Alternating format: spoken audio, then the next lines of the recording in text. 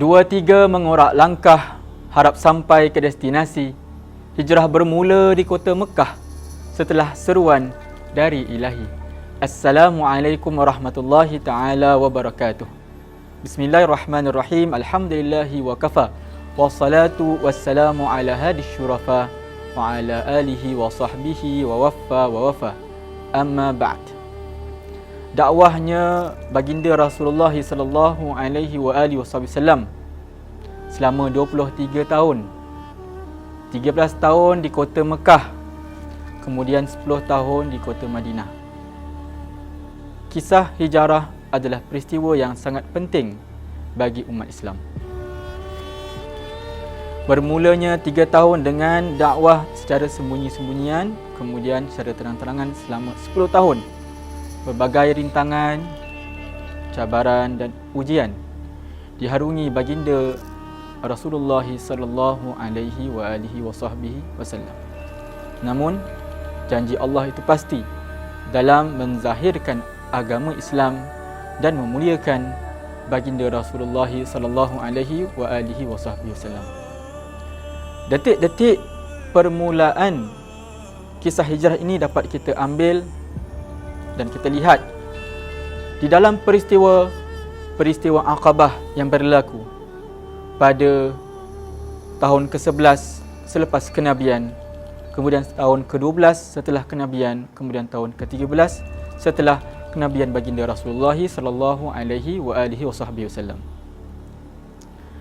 Setiap tahun orang-orang Arab daripada seluruh kawasan-kawasan di luar kota Mekah akan datang ke kota Mekah dan menunaikan haji di dalam Masjidil Haram di Kaabah. Maka pada tahun ke-11 setelah kenabian Rasulullah sallallahu alaihi wasallam berlaku peristiwa Aqabah yang pertama, di mana baginda bertemu dengan sekumpulan penduduk orang Madinah berasal daripada kaum Khazraj dan mengkhabarkan kepada mereka dan menyampaikan dakwah risalah Islam kepada mereka. Akhirnya 6 orang daripada penduduk kaum Madinah, daripada kaum Khazraj, telah memasuki agama Islam. Setelah mereka kembali ke kota Madinah, penduduk-penduduk kota Madinah ini telah menyampaikan khabar berkenaan dengan agama Islam dan berkenaan baginda Rasulullah sallallahu alaihi wasallam ke seluruh kota penduduk kota Madinah. Maka sejak daripada itu tidak ada rumah di dalam setiap rumah-rumah yang ada di kota Madinah melainkan mereka telah mengetahui akan Rasulullah sallallahu alaihi wa alihi wasallam. Kemudian berlakunya Aqabah yang kedua pada tahun ke-12 setelah kenabian Rasulullah sallallahu alaihi wasallam, di mana beberapa lagi orang, selama 12 orang telah berjumpa dengan Nabi Muhammad sallallahu alaihi wasallam. Kemudian sebahagian daripada mereka telah pun memasuki agama Islam juga pada tahun itu. Kita lihat kembali bagaimana penduduk kota Madinah boleh menerima dakwahnya Rasulullah sallallahu alaihi wasallam.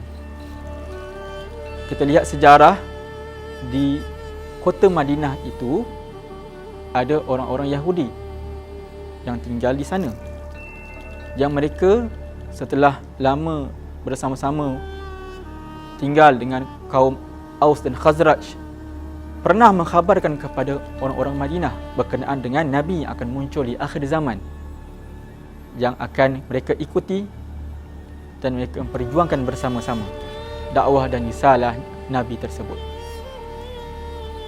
Jadi itu adalah sikit sebanyak sejarah bagaimana kaum-kaum Madinah boleh menerima dakwahnya Rasulullah sallallahu alaihi wasallam dan juga janji Allah SWT.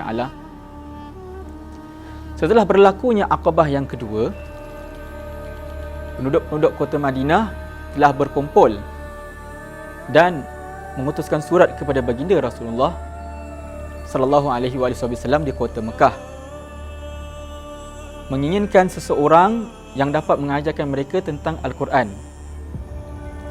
Maka Rasulullah sallallahu alaihi wasallam telah memutuskan seorang sahabat yang bernama Mus'ab bin Umair Setibanya Mus'ab bin Umair ke kota Madinah, ada sekumpulan lagi penduduk kota Madinah telah masuk Islam di tangan sahabat Mus'ab bin Umair. Di antaranya adalah 2 orang daripada kalangan kaum Bani Abdul Ashhal.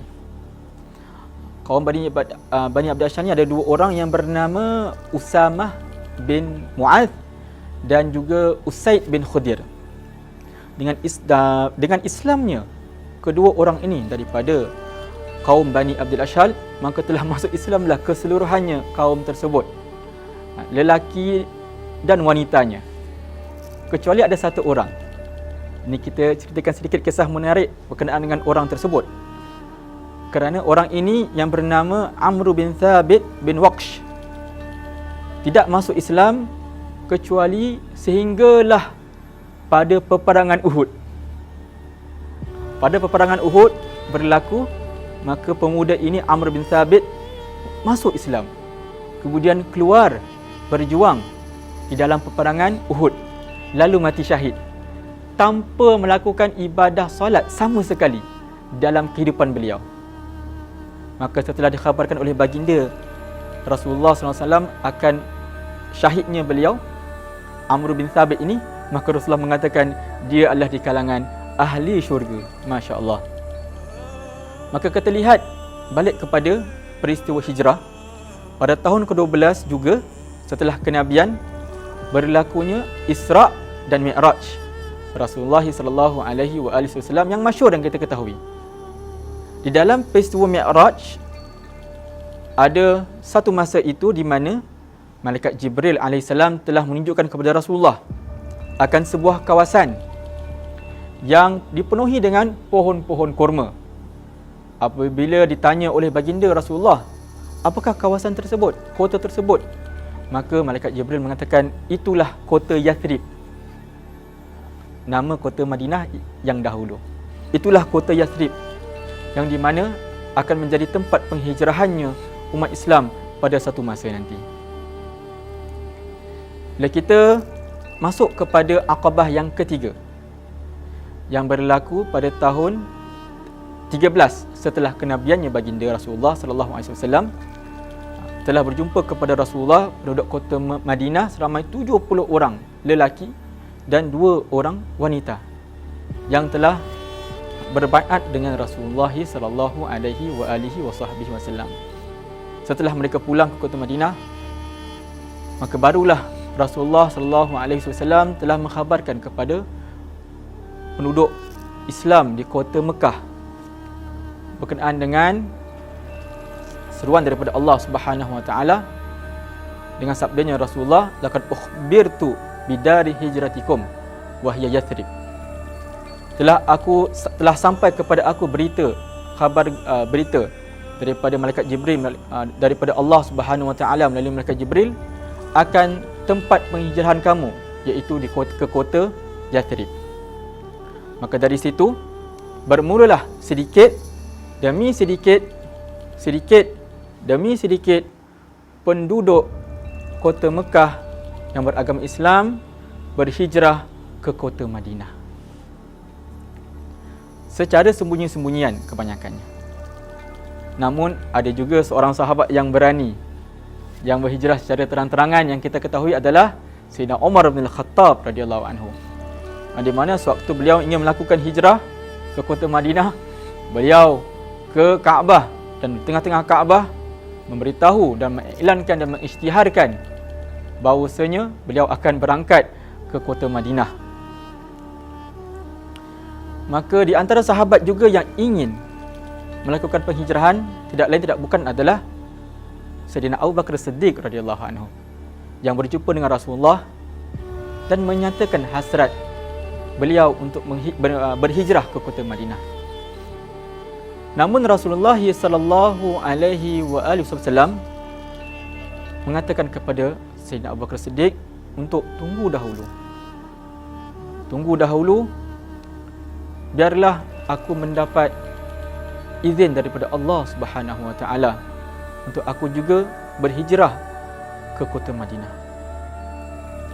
Maka ditanya Sayyidina Abu Bakar kepada Rasulullah, ya Rasulullah, maukah aku menemani kamu baginda ikut berhijrah sama-sama? Lalu dijawab oleh Rasulullah SAW, ya. Maka di saat itu Sayyidina Abu Bakar pun melakukan persiapan dengan menjaga tunggangan unta yang akan mereka bawa, mempersiapkan bekalan-bekalan untuk mereka berdua berhijrah ke kota Madinah jika saatnya tiba. Kita lihat pada satu masa juga di siang hari telah datangnya Rasulullah SAW ke rumahnya Sayyidina Abu Bakar Siddiq. Maka Sayyidina Aisyah mengatakan kepada ayah beliau yang disampaikan oleh pembantu beliau bahawasanya Rasulullah SAW telah datang ke rumah kita di waktu yang di mana tidak biasanya dikunjungi baginda Rasulullah pada masa itu, kerana di siang hari, dan Rasulullah pun dengan berpakaian menutup muka dan kepala beliau agar tidak kelihatan. Maka apabila Sayyidina Abu Bakar mengetahui akan kehadiran Rasulullah di masa yang tidak biasa dikunjungi oleh baginda Rasulullah, dan ditanya oleh Sayyidina Abu Bakar apakah tujuan Rasulullah, maka Rasulullah SAW mengatakan kepada Sayyidina Abu Bakar bahawasanya telah sampai tiba untuk kita melakukan hijrah ke kota Madinah. Di saat itu juga telah berlakunya pertemuan di antara pembesar-pembesar orang Quraisy di Mekah pada masa itu, kerana mereka sedar telah banyak orang Islam tinggalkan kota Mekah. Mereka sedar orang umat Islam ini sudah tidak ada di kota Mekah, kecuali beberapa sahaja umat Islam dan juga ketua mereka, iaitu Rasulullah SAW. Mereka takut pada satu hari nanti umat Islam yang telah keluar daripada kota Mekah akan datang balik ke kota Mekah dan membalas dendam kepada mereka ke atas segala kezaliman yang telah orang Quraisy Mekah ni melakukan terhadap umat Islam pada masa dahulu.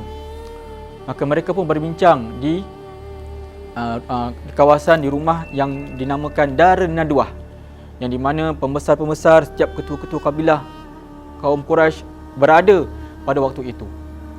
Antaranya yang kita kenal seperti Abu Jahal, Abu Lahab, Umayyah bin Khalaf dan sebahagian lagi pembesar-pembesar dan ketua-ketua kaum Quraisy. Di antara mereka yang ada dalam pertemuan tersebut, ada seorang lelaki tua yang katanya berasal daripada Najd, daripada kota Najd, ikut serta di dalam pertemuan tersebut. Di dalam pertemuan tersebut, mereka berbincang apakah yang mereka harus lakukan. Mereka bercadang, pertamanya, mereka ingin memenjarakan Nabi. Mereka ingin menangkap dan memenjarakan Rasulullah SAW.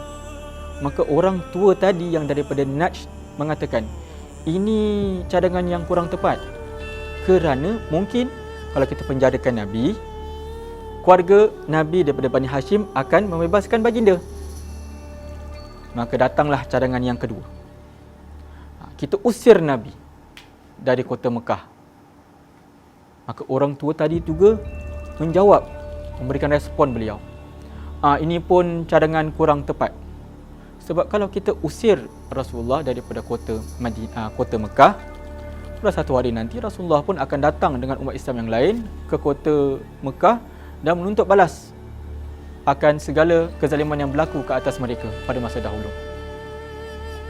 Kemudian cadangan yang ketiga, iaitu daripada Abu Jahal. Abu Jahal mencadangkan setiap daripada kaum-kaum Arab Quraisy pada masa itu di Mekah menghantarkan seorang pemuda mewakili kaum mereka. Setiap dari pemuda ini akan membawa sebilah pedang ke rumah Nabi dan membunuh Nabi dengan satu pukulan dalam satu masa.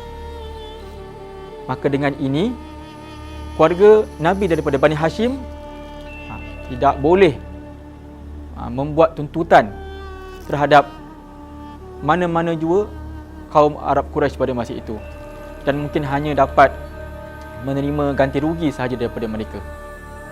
Maka dengan cadangan ini, orang tua tadi pun yang kita katakan hadir di dalam pertemuan tersebut daripada kota Najd bersetuju dengan cadangan Abu Lahab, mengatakan ini cadangan yang bagus. Maka diterima oleh semua orang Arab Quraisy dan pembesarnya dan ketuanya pada masa itu. Kalau kita ketahui siapakah orang tua tersebut, orang tua tersebut adalah Iblis laknatullah alaih, yang telah sama-sama hadir di dalam pertemuan tersebut untuk juga menjatuhkan baginda, ingin melakukan kejahatan kepada baginda Rasulullah sallallahu alaihi wasallam.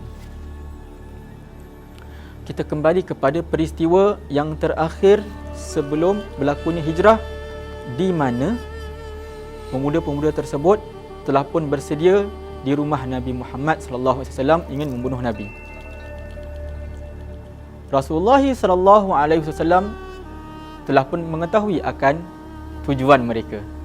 Disampaikan oleh malaikat Jibril alaihi salam akan komplot yang telah dilakukan oleh orang-orang Quraisy Mekah pada waktu itu. Maka yang kita ketahui, yang masyhur kisah hijrah ini, di mana Rasulullah sallallahu alaihi wasallam telah menyuruh Sayyidina Ali bin Abi Talib untuk tidur di tempat baginda, dan diberikan kepada Sayyidina Ali oleh baginda rida ataupun syal hijau untuk dijadikan selimut buat Sayyidina Ali bin Abi Talib radhiyallahu anhu. Maka ketika Nabi ingin keluar untuk bertemu Sayyidina Abu Bakar, dan pemuda-pemuda daripada setiap daripada kaum-kaum Quraisy Mekah mewakili kabilah-kabilah mereka ataupun bersedia untuk membunuh Nabi, maka dengan kuasa Allah Subhanahu wa taala, Nabi Muhammad sallallahu alaihi wasallam mengambil tanah dan dibacakan surah Yasin yang kita ketahui, Bismillahirrahmanirrahim, Yasin wal Quranil Hakim, hinggalah ayat ke-9. Faghshaynahum fahum la yubsirun, dan diletakkan pasir tersebut di atas setiap kepala pemuda-pemuda tersebut, di atas kepala mereka, dan dengan kuasa Allah mereka tidak dapat melihat Rasulullah sallallahu alaihi wasallam keluar daripada rumah beliau dan meninggalkan rumah tersebut untuk melakukan hijrah. Dan di dalam kisah tersebut juga kita ketahui bahawasanya setiap pemuda-pemuda yang ingin membunuh Nabi pada malam itu, yang diletakkan pasir di atas kepala mereka oleh baginda Rasulullah sallallahu alaihi wasallam, setiap daripada mereka juga telah mati di dalam peperangan Badar, peperangan Badar Al-Kubra yang pertama setelah baginda sampai ke kota Madinah. Apakah kisah selanjutnya setelah Rasulullah sallallahu alaihi wasallam keluar daripada rumah baginda ingin melakukan hijrah? Kita nantikan bahagian yang kedua setelah ini.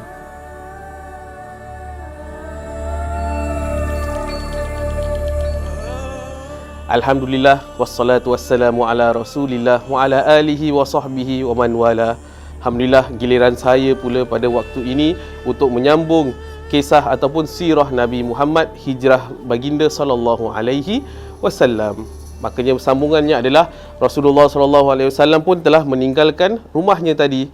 Jadi dari rumahnya itu baginda sallallahu alaihi wasallam pun terus menuju ke rumah Sayyidina Abu Bakar radhiyallahu an. Kemudian mereka berdua meninggalkan rumah tersebut dari pintu belakang untuk keluar dengan segera dari Mekah sebelum terbit fajar. Jadi memandangkan Nabi SAW pun menyedari kan bahawa orang-orang Quraisy ini sedang berusaha keras untuk mencarinya, dan jalan yang menjadi tumpuan ramai iaitu jalan utama ke Madinah itu yang menuju ke utara. Jadi baginda pula SAW melalui jalan yang bertentangan sama sekali dengan jalan itu, iaitu terletak di selatan Mekah dan menuju ke arah Yaman.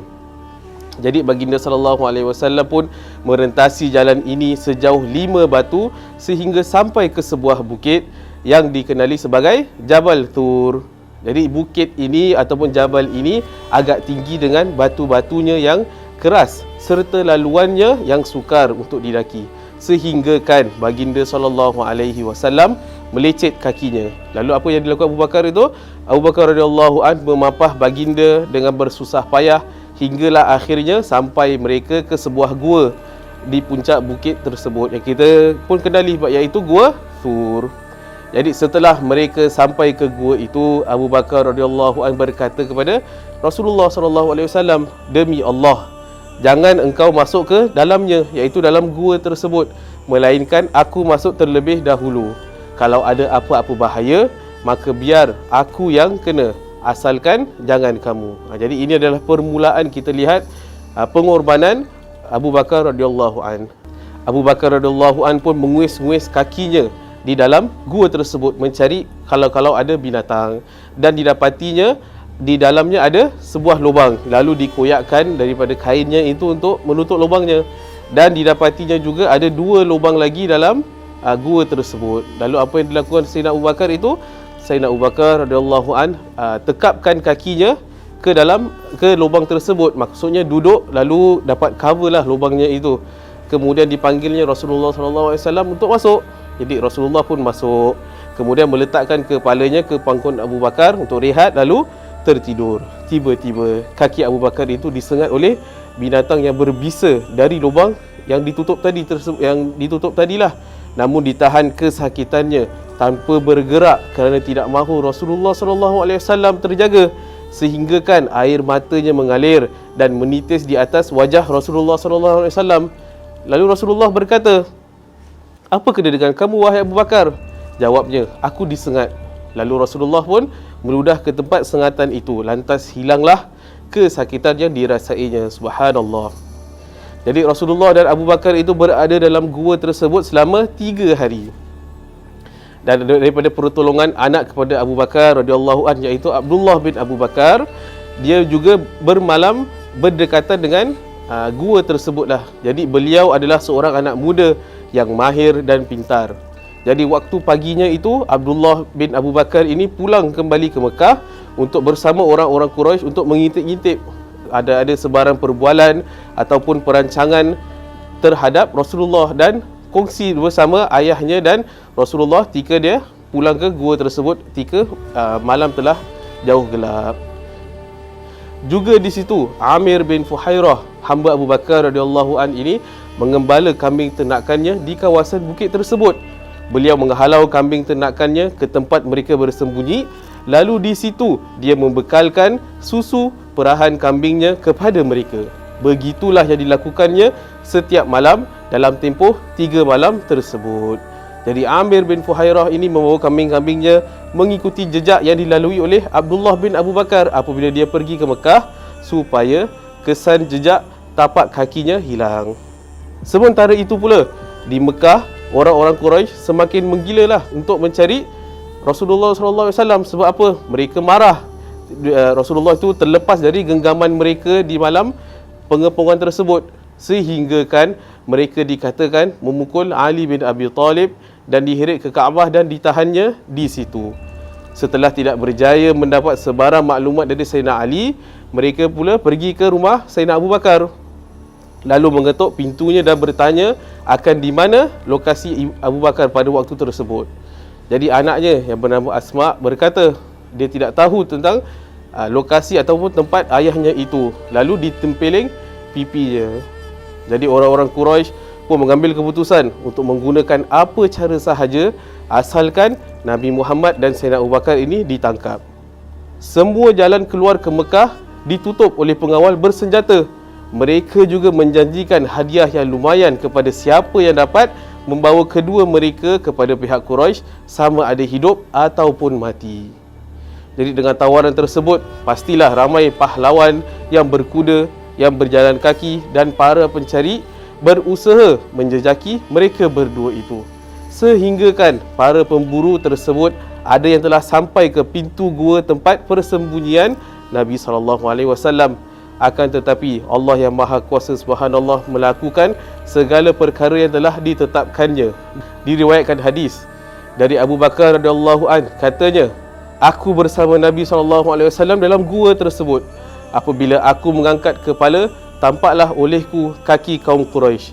Lalu aku berkata, wahai Nabi Allah, kalaulah sebahagian mereka menundukkan pandangannya, nescaya dia akan melihat kita. Lalu jawab Nabi SAW, diamlah wahai Abu Bakar, sungguh pun kita berdua, tapi Allah yang ketiga. Subhanallah. Jadi kemudiannya usaha pencarian mulai berkurangan, operasi pemeriksaan yang berterusan pun dihentikan. Semangat orang Quraisy juga mula luntur setelah 3 hari berturut-turut mereka berusaha untuk menjejaki, tapi tidak terjumpa juga Sayyidina Abu Bakar dan Rasulullah sallallahu alaihi wasallam. Maka ketika itu Rasulullah sallallahu alaihi wasallam bersedia untuk keluar bersama sahabatnya itu ke kota Madinah. Jadi Rasulullah awal lagi sebelum itu telah mengupah seorang dan menyerahkan 2 unta mereka sebagai kenderaan. Jadi Rasulullah membuat janji dengan orang tersebut agar mengambil mereka di Gua Thur selepas 3 malam dengan membawa 2 unta tersebut tadi. Jadi mereka pun berangkatlah beramai-ramai untuk menuju ke destinasi yang diidami. Dan akhirnya mereka sampai ke Quba, di mana beberapa peristiwa yang berlaku dalam perjalanan itu. InsyaAllah sebentar lagi kita akan menyambung kisahnya ataupun sirah Nabi Muhammad sallallahu alaihi wasallam. Tapi daripada hijrah yang telah disebutkan tadi, kita lihat pengorbanan Sayyidina Abu Bakar radhiyallahu an ini. Bukan sahaja beliau berkorbankan dirinya sahaja, tapi korbankan hambanya, keluarganya, anak-anaknya dan hartanya juga, unta tersebut kan. Jadi subhanallah, iaitu kita melihat pengorbanan oleh sahabat-sahabat Nabi Muhammad sallallahu alaihi wasallam. Insya-Allah sebentar lagi kita akan dengar apakah peristiwa yang terjadi di Quba nanti.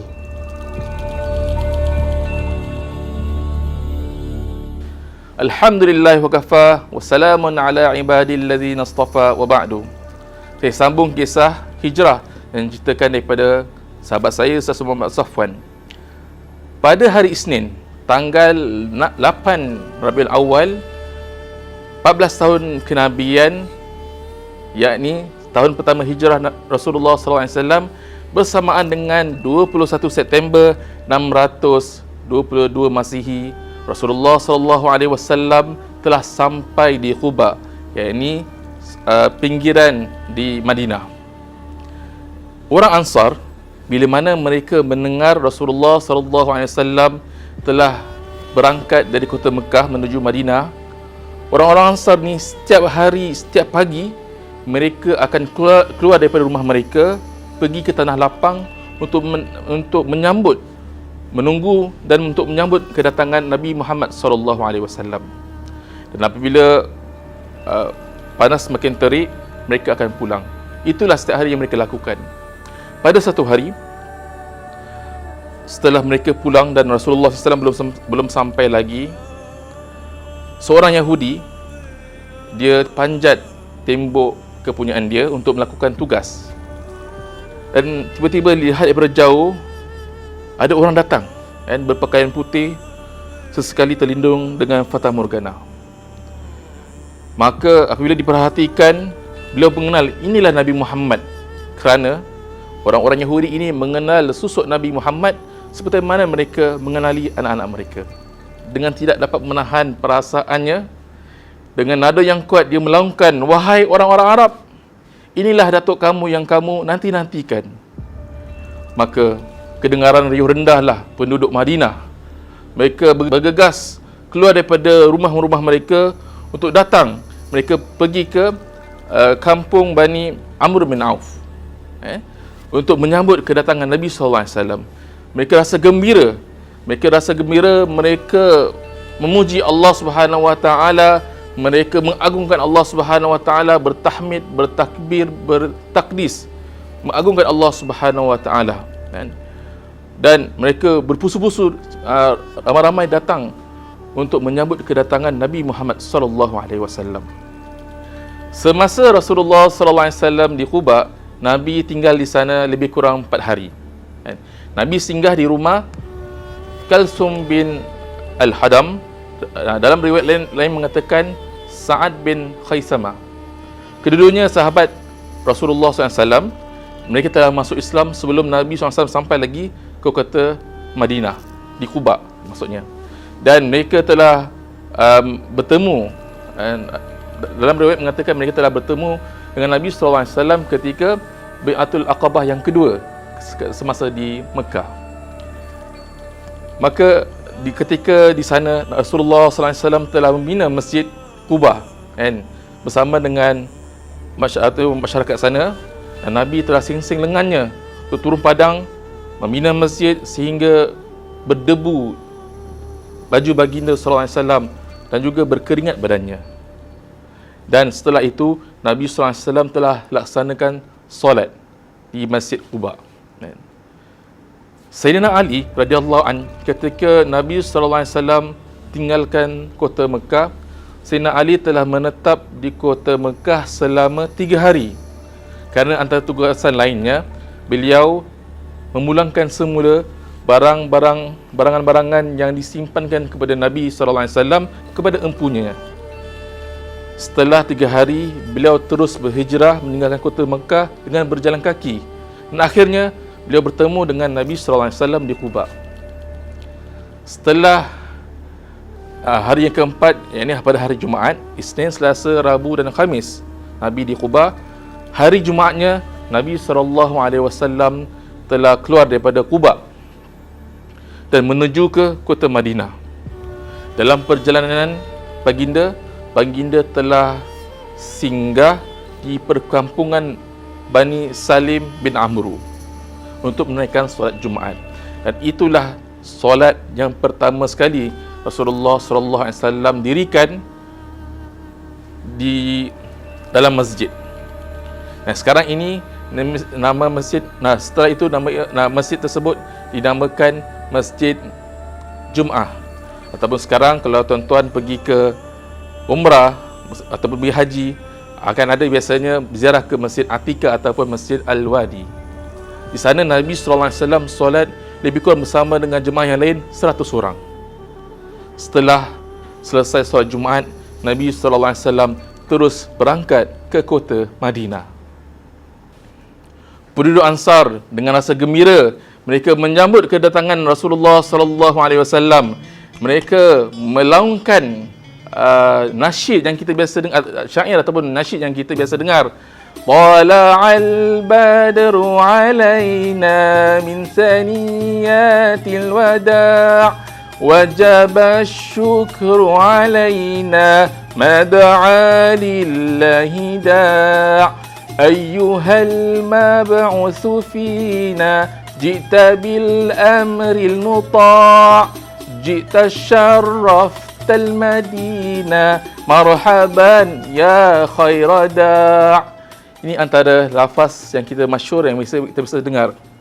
Mereka mengalu-alukan kedatangan Nabi Muhammad SAW. Jadi apabila Rasulullah SAW sampai bersama dengan Sayyidina Abu Bakar, orang-orang Ansar ni lebih kurang hanya 70 orang sahaja yang pernah melihat Rasulullah SAW. Yang lain tidak pernah melihat. Dan kerana orang yang 70 orang ni, kerana mereka pernah sebelum itu melakukan haji dan pernah berjumpa dengan Nabi Muhammad SAW. Dan pada mulanya mereka menyangka Sayyidina Abu Bakar itulah Nabi Muhammad. Setelah panas semakin terik, maka Sayyidina Abu Bakar ini dengan rasa hormat, ta'zim, beliau menutup badan Rasulullah SAW dengan kain ridaknya, kain selendangnya. Selepas itu barulah orang-orang Ansar tahu mana satu Nabi Muhammad SAW. Kemudian dengan perasaan gembira mereka ingin supaya Nabi ini singgah di rumah mereka. Orang-orang Ansar ni mereka tidaklah mewah, hidup dalam mewah, sederhana, tapi mereka ingin, sangat-sangat menginginkan atau mengidamkan kalaulah Nabi Muhammad SAW boleh tinggal ataupun paling kurang singgah di rumah mereka. Mereka saling pergi ke tunggangan baginda, pegang tali kekang binatang tersebut, binatang tunggangan baginda. Kemudian Nabi SAW beritahu pada orang-orang Ansar, biarkan biarkan, maksudnya jangan pegang tali tersebut. Biarkan, kerana unta ini diperintahkan. Maksudnya dia akan berjalan mengikut apa yang diperintahkan oleh Allah Subhanahu Wa Taala. Dan Rasulullah SAW terus berjalan bersama kenderaannya, dan setiap orang Ansar, orang Madinah ni rasa berdebar-debar, manakah unta Rasulullah SAW ini akan berhenti, kan? Terus berjalan, dan mereka ingin sangat kalaulah Nabi Muhammad boleh berhenti di rumah mereka. Setelah terus berjalan, telah sampai di kawasan Bani Najjar, perkampungan Nabi Bani Najjar, unta baginda sallallahu alaihi wasallam berhenti. Kan? Setelah berhenti, Nabi tak terus turun. Unta tu bangun balik, dah berhenti, dia duduk, kemudian dia bangun balik, dia pusing lagi sedikit, kemudian dia patah balik tempat mana dia berhenti yang pertama sekali. Kemudian ditanya, dekat sini manakah rumah yang paling dekat? Maka Sayyidina Abu Ayyub Al-Ansari radhiyallahu anhu berkata, "Ya Rasulullah, rumah saya paling dekat. Ini rumah saya, ini pintu rumah saya." Menunjukkan rumahnya paling dekat. Kemudian Nabi SAW telah tinggal di rumah Sayyidina Abu Ayyub Al-Ansari lebih kurang 7 bulan lebih. Selepas itu, sementara itu Nabi SAW bina masjid Madinah, dan seterusnya terus berjiran dengan Sayyidina Abu Ayyub Al-Ansari. Kota Madinah sebelumnya dikenali dengan Yathrib. Selepas hari yang Nabi SAW masuk, Yathrib ditukar nama kepada Madinah. Yathrib maknanya binasa, kan? Kerana dalam Yathrib itu ada wabak penyakit. Kalau orang luar datang, mesti kena penyakit, mesti kena sakit. Kecuali orang penduduk Madinah, kerana mereka dah biasa, maka mereka boleh tahan sakit tersebut. Maksudnya dah biasa kena. Selepas Rasulullah SAW sampai ke Madinah, dan juga sahabat-sahabat lain juga sampai, ada di kalangan para sahabat Nabi, Sayyidina Abu Bakar juga sakit. Antaranya disebut dalam riwayat Sayyidina Bilal. Maka Sayyidina Aisyah radhiyallahu anha beritahu pada Rasulullah SAW, "Ya Rasulullah, tentang apa yang sedang dialami oleh Sayyidina Abu Bakar, Sayyidina Bilal dan sebagainya." Lantas Nabi SAW berdoa, "Ya Allah, jadikanlah kami cinta kepada Madinah seperti mana cinta kami kepada Mekah, ataupun lebih lagi. Ya Allah, berkatilah timbangan cupak dan juga timbangan gantang mereka. Ya Allah, pindahkanlah demam ataupun penyakit di Madinah ini ke Juhfah, iaitu satu kawasan yang jauh daripada Madinah dan juga tak ada di sana penduduk, orang yang tinggal di sana." Dengan berkat doa Nabi SAW, keadaan Madinah tu beransur menjadi lebih baik lagi. Dan Madinah, antara makna Madinah ialah ketaatan, yakni mengharapkan penduduknya ahli ketaatan. Juga disebut oleh Rasulullah SAW, Ad-Dar, Madinah itu adalah Ad-Dar, yakni kalau terjemahannya ialah rumah ataupun simbol keadilan. Kadang disebutkan Taba, yakni suci, kadang Tayyibah, yakni baik. Nabi SAW juga pernah berdoa kepada Allah Subhanahu Wa Taala, "Ya Allah, seperti mana Engkau sucikan kota Mekah dengan baginda Ibrahim, Ya Allah, sucikanlah ataupun haramkanlah Madinah ini dengan disebabkan aku." Di ulama mengatakan bahawasanya Madinah adalah merupakan kota suci kedua selepas kota Makkah Al-Mukarramah.